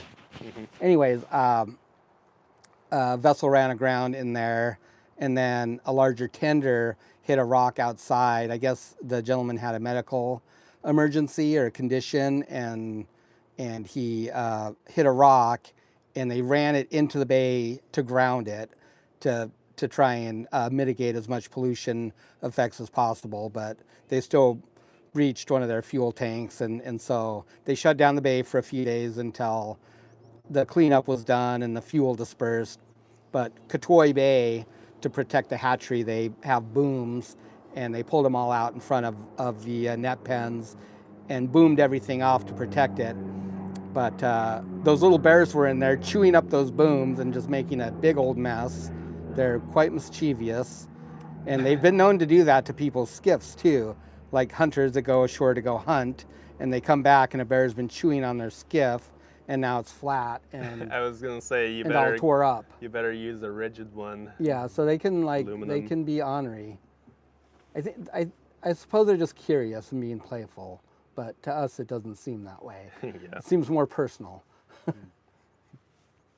So yeah, going back to that, I guess it just depends where on the island you're at. Yeah, but they are around. In one of our videos, I guess that'd probably be, well, we were seining on the fishtail in Danger Bay or Terror Bay, and Matt pulls up to the shore in the skiff, and there's a bear right there. So Yeah, a little cub. just a cub. Was it on the video? Yeah, it's I on think the I video. put it. Yeah. Yeah, it's in the video. So that I would saw be it the other day. It's way back in one of the It salmon. was like 2017 or something. Yeah, 17, 18. Yeah. Okay. Yeah, so they're around, but they, generally speaking, they mind their own business. Kodiak bears are, dangerous, but only if you really get in a tight, bad situation with them. Not unlike a black bear is much more dangerous, awkward. and because of their unpredictability, they've actually been known to stalk Got enough people battery. For and now. regularly kill them and eat them. Our bears here aren't like that. If you get in between a sow and her cubs, yep, there's going to be problems. Every once in a while, somebody will get jumped on a kill, like a deer or an elk kill. But generally speaking, our maulings and deaths have been pretty few here. It does happen, but not very frequently. That looks really. Yeah, it's kind of wobbly. How come? Must have gotten misshapen when we used it for a boom stand. I think it's the clamp right there is on the bottom. Oh, it's okay. Rob was asking. It's okay. Yeah, Rob was asking. One sec. I think it was asking about hopping on for jigging. Yeah, he says he misses jigging here, and he asked if we'd ever have any interest in doing charters for that. We get that so much, and it's something that we would love to do, but I'm afraid we'd just be overwhelmed. And probably the biggest thing is liability too. I hate that to always be there, but it really is. if anything ever happened, then, you know, the liability of it all. To ensure extra crewmen is expensive. It's like $250 a week or something for a person, so $1,000 a month. So that cost would really add up. And then the other thing is that even though the Emerald Isle is bigger, there's only 3 bunks right now. Yeah. So we've had 2 walk-ons this year, and I slept on the floor in the galley. So Matt and Tristan could both be there. So it's still small right now inside. We'll get it set up better at some point, but for now it's what we have and what we have to work with. You want that turned over? Nope, you're good. I'm just Here, getting closer. let me flip it for you. Clay asks, do we hunt moose, elk, deer?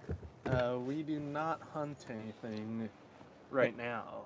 We're going to get back into it at some point, but our boats have just kind of consumed our lives as far as, you know, the work. And I don't know, it's like we enjoy working on our boats, and so why it kind of takes up, I guess, a lot of our pleasure or personal time. We don't really feel like it's work. It's just stuff that we do. But eventually we'll have more time and start getting out there. We don't actually have moose on the island. I think that they tried to plant them here and they got harvested. Really? Yeah. Harvested by a bear or a human? I think by the sounds of it, by maybe one of the villages or something, and they got them. But we do have elk. They're Roosevelt elk. They were brought in from the Olympic Peninsula, I think back in the late 50s, if I'm correct. And so, and they've been very successful. For the most part, they're on a Fogneck Island, but I think there's also some maybe up on Shuyak, some of the outlying small islands. Eventually they'll swim across Kuprianof, a few of them will, and they'll be on Kodiak Island itself. So that's kind of interesting. And then I think there's also caribou down at the south end. There used to be. I think that herd is still there. And then we have Sitka blacktail, which maybe we'll get lucky and one will come through. There's been a couple hanging around the neighborhood, passing through pretty regularly. So, but they're small little things. They're kind of like a large dog, you know, probably no bigger than a Great Dane, if that big. That would be a big deer for us. Oh, it's your plug. It's going. It's the plug in right there. Oh, it's going. Yeah, it's very temperamental. Yeah, so. I guess they did take like 19 of our little Sitka blacktail and planted them over by Homer somewhere, just like this month or last month. So that's interesting. Yeah, We'll canine, see. I think, right? Yeah, we'll see how those little guys do. Hopefully they do okay. They get a lot more snow than us over here, so Yeah. hopefully they can survive okay. Snow is the biggest problem for them because their legs are like 1.5 feet long. Yeah. And so if they get into deep snow, that's, you know, that makes it really, really hard for them to survive. And when we have a lot of snow here, we'll have a lot of mortality as a result of that. They'll get pushed down onto the beaches, and then sometimes, you know, they'll get trapped by the tide there and get wet and hypothermic, or, you know, they starve because that's going to be the biggest detriment over there. We'll see. How's it going? Hey guys. And Alan and Suzanne too. Or no, you've been here. Never mind. Hello, everyone. Plato, what foods are each of you most looking forward to eating on Thanksgiving? Pumpkin pie, of course. Stuffing. Ooh. I'd probably have to say turkey and gravy. Me too. It's really hard to make a choice. Yeah, it's all good. At that time consuming, at least for me. Matt's a little bit faster than me, but yeah, I take a lot of time to go through it. Yeah, mom's a full-time editor pretty much. It does take some time. Yeah, Yep. but I enjoy it. I'm so happy. I used to be a bus driver for 14 years, and then you know, as soon as we started getting our channel going, it was time for Mom to stay home and Oh, we're stay with spinning the again. guys.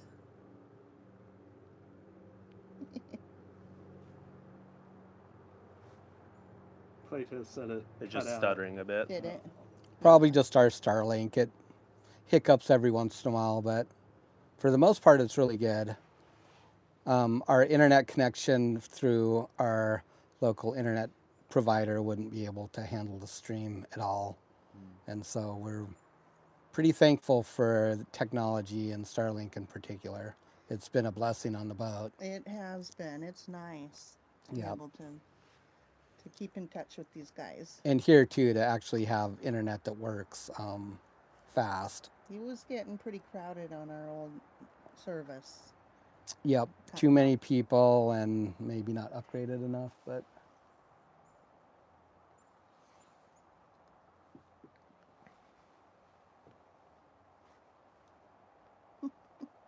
I said pumpkin pie, Plato. pumpkin pie. Oh, Yeah. did we cut out turkey and mashed potatoes was our favorite. Yeah, What was yours, Matt? Stuffing. Stuffing. Yep. How much does turkey cost there? Usually if you get them on sale, you know, you get the free one, you know, through Safeway if you spend $150, but so it's not really turkey- free, but Well, they say it is. Yeah, it's probably in the price somehow, but yeah. Was it usually like $3 a pound or something? no, not that much. I don't think What- is. well, Is I it? don't think like I want to that. say like a 15-pound turkey is maybe around 20. Cable guy says 25. lost sound. Lost sound? Let's see. Dang, come why on. is it all falling apart? The phone you put on a charger. No, the computer's not charging either. It's Let's like hit this The on the computer the is very back. temperamental.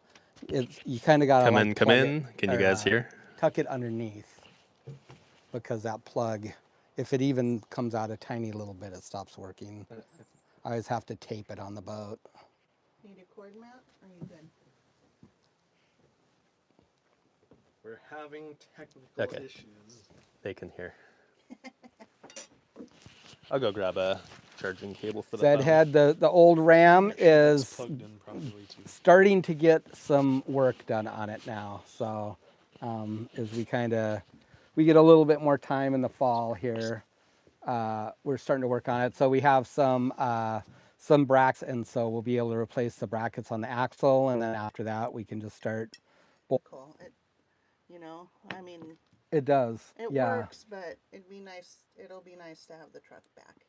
Yeah, and so we did some work on the car the other day. We replaced the gas tank in it, and of course, you know, some of those projects take a little longer than it seems like they should, but we just got what we needed so we could be homebound for a day or two if we needed to, and got that put back together. But it's hard to just rely on one vehicle, and so it'll be good to have the truck back again, especially with winter on the way.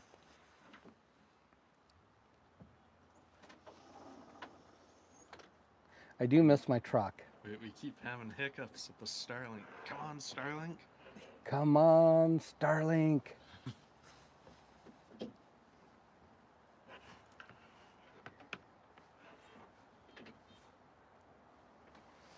Hi, Graham. Ah, hi, Mom. She says she couldn't hear us. I think that must have been during that little hiccup. Yeah, probably.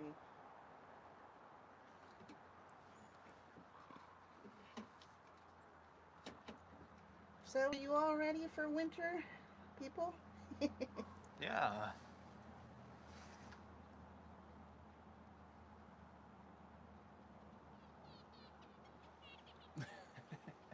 Cute little red-breasted. Little red-breasted nuthatchers flying overhead with their little squeaky, nasally voice. Might help if this power strip was on. Oh, yes, that would help big Oh, time. there we go. See, I knew something was up. There we go. Silly, Mom. Well, it doesn't glow when you turn it on. You know, the power strip on the boat is the same way, down in the engine room. I wish it had an illuminated light because I always have to feel around for it. Right. And I then mean, it gets- illuminates when you turn it on, Yeah, like but what's the sense in that, right? I kind of like ones that just are illuminated so you know if it has power, and then you can also see it in the dark. Yeah. You know?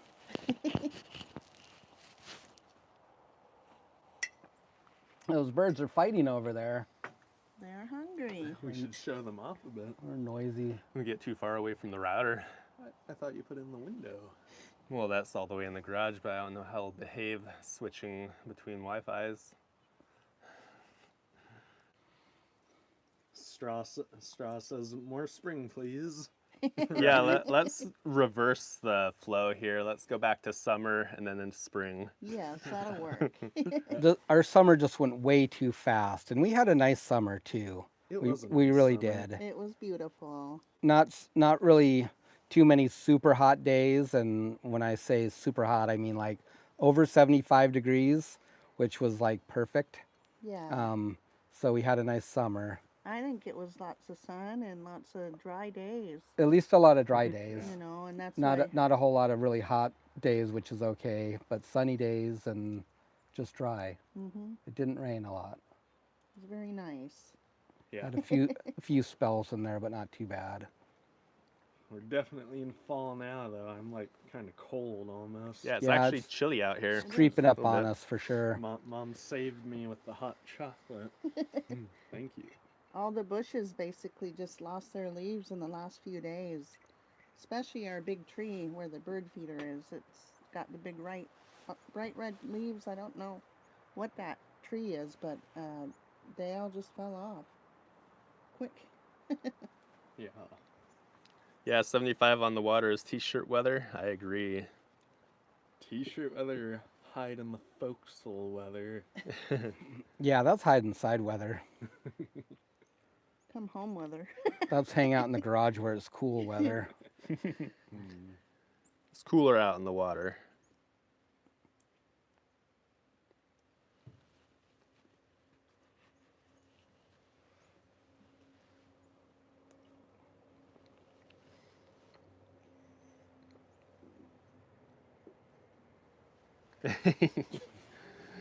We're just hanging Yeah, out. well, we appreciate you guys hanging out with us. Yeah. Yeah. Hello, Trevor.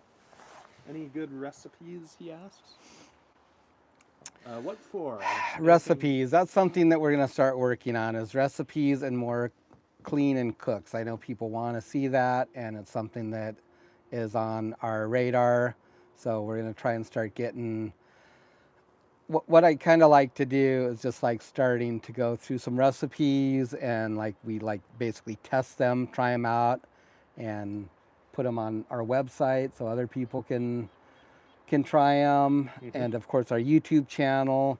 If folks have any good recipes for fish that they enjoy or anything else, Yeah. send them to us. Yeah, I was gonna mention that we're gonna do some salmon berry jam. We haven't made it before, so if anybody's got some good recipes out there too, send them our way. Yep, these guys picked up a bunch of salmon berries, so that's nice.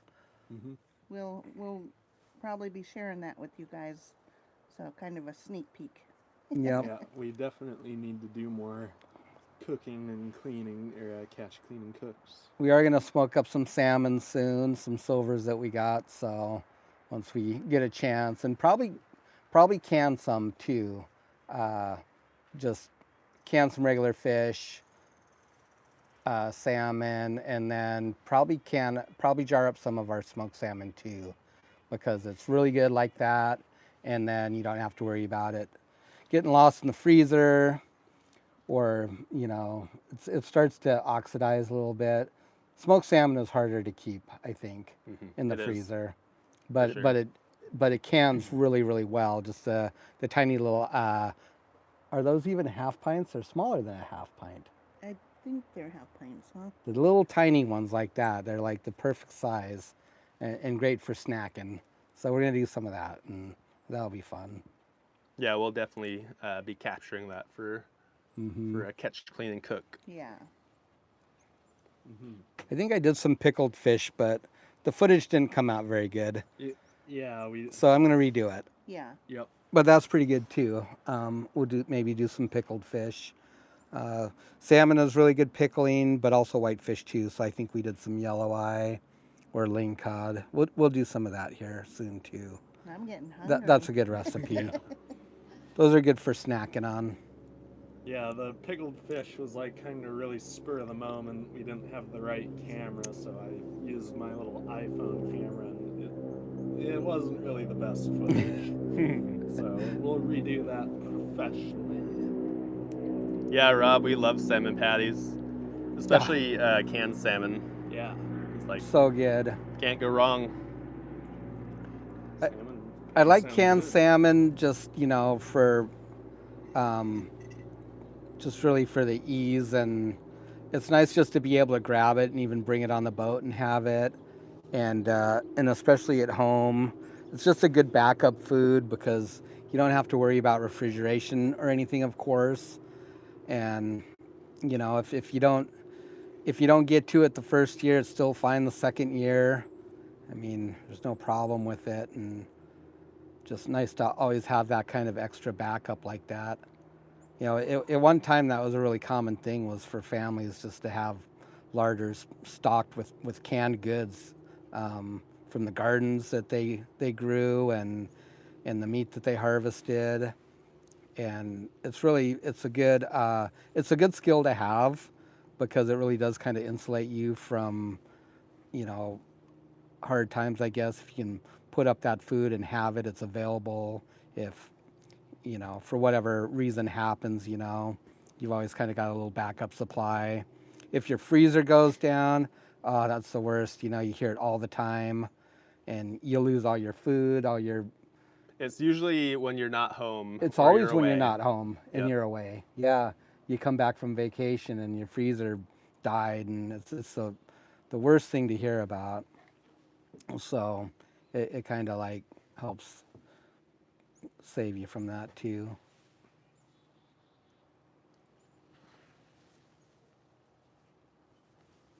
Stephen, hello from Ireland. It's been very strange. It's been very strange autumn weather, been very mild. Hello. Yeah. Yeah, nice. It's been mild here too. It's been warm this last week here, like in the mid 50s, which is was- warm. Yeah, it was 59 like 3 days ago. Hmm. Yeah, it was actually kind of hot. Yeah, it was hot. It was nice. I was roasting. I went up to the store. I had my sweatshirt on, and I was cooking.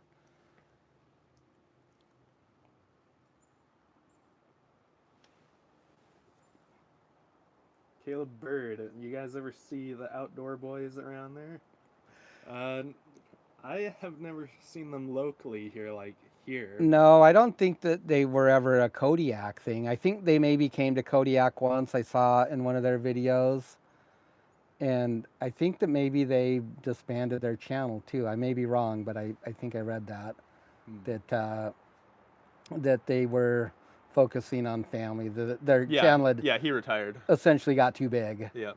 And it was hard to just be normal. Yep. To go anywhere and just be a normal person. Everybody celebrity. recognized them. Yeah. And I guess that would be hard.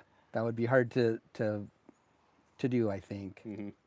Yeah, can respect that decision. Yep. So cool channel though. Yeah.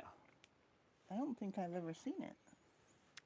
Just a guy and his kids and just like adventuring in outdoor Alaska, Wow. like all over the place. Yeah. But their channel is really big. It is. Yeah, I think I saw the one video of him going solo, and he like made like a snowy, like underground, like packed snow, and like he made like a little Tunnels? cutout for like a bunk. Like the 24-hour bushcraft. Yeah, something. It's like, whoa. Well, that's Teaching the scenery earlier. Like it'd be nice to show more of that. all. They're really tall. Yeah. They're big. Some of them can. Out in Minoshka, they're especially big. Yeah. There's trees out there. They're probably close to 6 foot across or more at the base. Yeah. Hmm. Yep.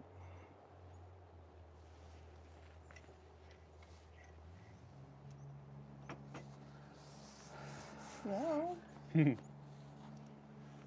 I guess we shared all of our channel updates and answered a few questions, Yeah. right? Did we have anything else to add?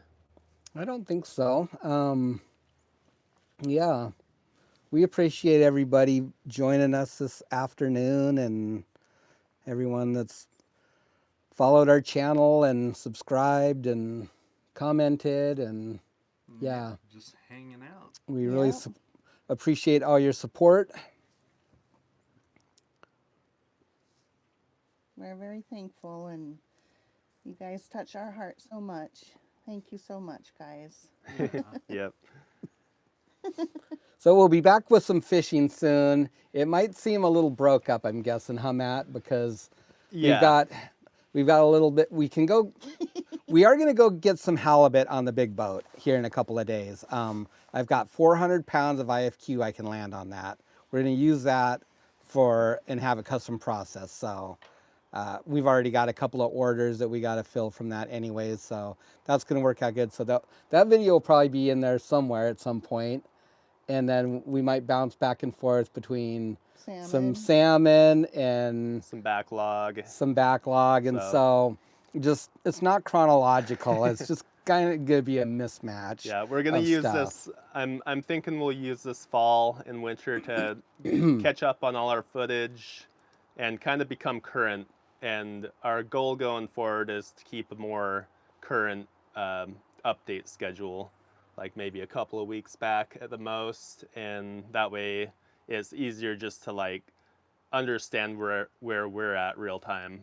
Yeah, and I don't know if we'll ever really be like a vlogs type style. I don't think that current, but maybe we'll try and do more shorter updates or streaming or whatever during the week. When we're fishing, like Matt said, it's probably always going to have some lag.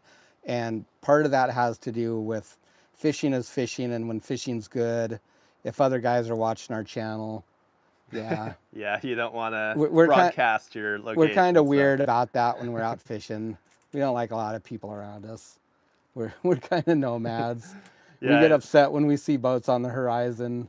I It's, published that one yesterday, the halibut backlog, and I said in it, I was showing around the scenery, and I'm like, oh, probably triangulate us, find our position here. And somebody commented, what's wrong with showing that? Is that danger to you? And I said, no, our fishing spot. Yeah. So, Yeah. yeah, no, we're fishermen. We're pretty protective of our spots. It's mostly just cod jigging, Yeah. honestly. That's the one that I really get concerned about, because when Yeah. you're on a hot bite and, you're all alone, it's awesome. One boat shows up, okay, that's maybe all right. But the second you have two boats together, then every boat that's within eyesight passing by sees two boats together. Pretty soon they got to come over and check it out. Now you got three boats. And you see where I'm going with this. Next thing you know, there's 10 guys around you, and the 10,000 pounds a day that you were putting on is now like 1,000 pounds a day. The bite's over. It's just getting soaked up. Nothing against our friends, but Yep. So yeah. Anyways, Yeah. That's fishing. Steven, update every day, no? To get up to date? If we had that kind of editing manpower, then maybe, but no. yep. We'll definitely try we'll- and get we'll more get current, there. though. Yep. Yeah. So some backlog videos come in, I think a couple more salmon ones probably, and then kind of more what we're doing right now is what we have planned. So look forward to that. Yep. January 1st, I guess we'll be jigging cod on the Emerald Isle. So that's a ways out, I know, but that's probably going to be the first fishery that we do. Like we talked about crab, I don't foresee a crab fishery this year. We'll know in November for sure, but the stocks I don't think that they warrant it. There's nothing left from this last big cohort. We were on the the backside of it, so I don't think there's anything there. So it'll be jigging cod and rockfish, and then at some point probably halibut, springish time, late March or April. So that's kind of our time frame, I guess, on things going forward. Hopefully be getting our processing set up in there somewhere too. Yep. And that's going to be super exciting. And we will be sharing a lot of that. We'll do a lot of live streaming then, I think, because just the amount of time that we'll be on the boat.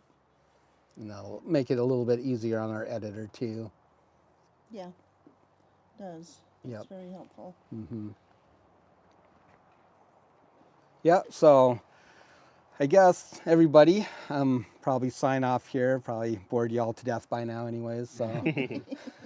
Well, we still got 74 people sticking with us, so Oh, I appreciate anybody that. who was here, thanks for watching up till then, and anybody who's still here, thanks for watching till now. Yeah. Thanks, Thank Cable you. Guy, for modding for us. Hopefully, the comments were pretty pleasant. Not too many haters in there. Yeah, I only saw a couple of deleted ones, so. Yeah. Yep, thank you all for hanging out with us. Thank you guys. Yeah, thanks everyone. Yeah, we appreciate you joining us, and we'll see you again soon. Yep. And Straw, that would be Mom that edits the most. She's like the full-time editor. Yep. Yeah, she She's is. number one. Are y'all going trick-or-treating, and what costumes will y'all wear? We do not. And if we did, we'd dress as fishermen. That's right. All right, everybody, you guys all have a good night. Yeah. Good night, everyone. Good night, Rob, Stuart, everybody. Hello. Have a goodbye, safe Paul. weekend. Paul got in right at the